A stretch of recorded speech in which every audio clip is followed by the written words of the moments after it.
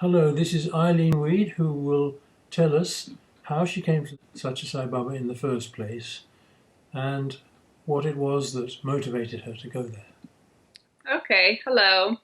When I was growing up when I was about 9 years old, my parents got into Eastern philosophy and they ended up reading a book, The Holy Man and the Psychiatrist by Samuel Sandweiss.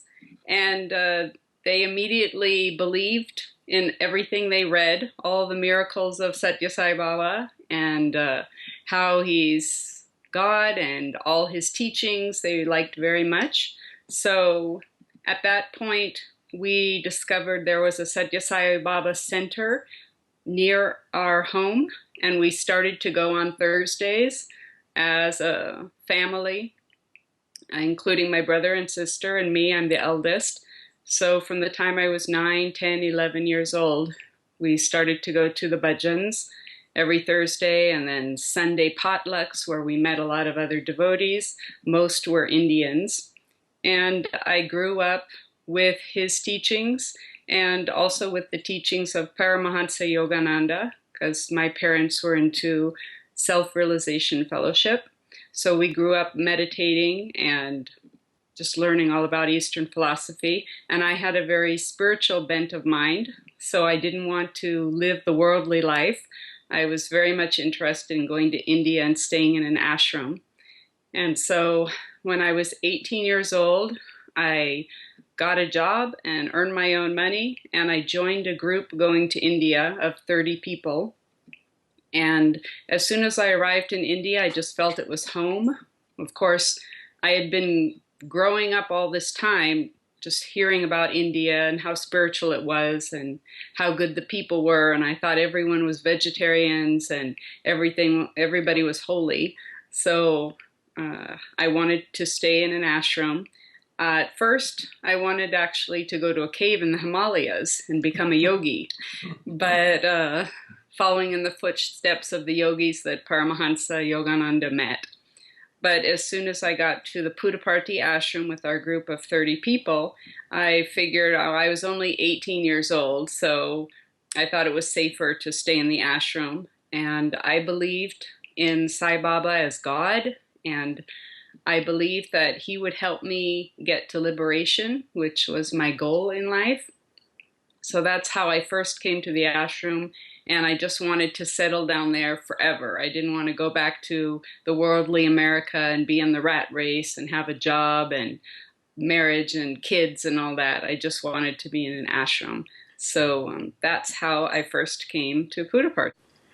And you stayed there a long time and began to learn Telugu, didn't you? Yes, I started to learn Telugu because, well, at first I had a dream of Sai Baba's two sisters, and I didn't even know he had sisters at that time, or I didn't know whether they were living or dead, and someone pointed them out to me, and I said, oh, I had a dream of them.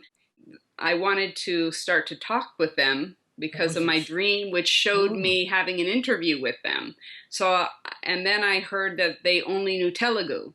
So I thought, oh, I want to talk to them because in my dream I was having an interview with the sisters, and the sisters told me I could stay forever. So maybe God's will is that I somehow be friends with his sisters. So for that reason, I got a book on Telugu and started to learn it. How extraordinary. Yes, yes. Really? Yeah. So you became very fluent in the language eventually, didn't you?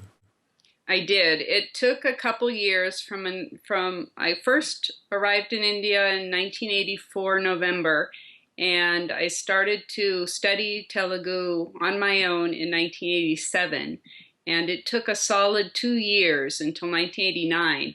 And after 2 years, I became very fluent. I was mostly only talking to Telugu women, elderly ladies in the back of the mandir that sit. That's where I sat too.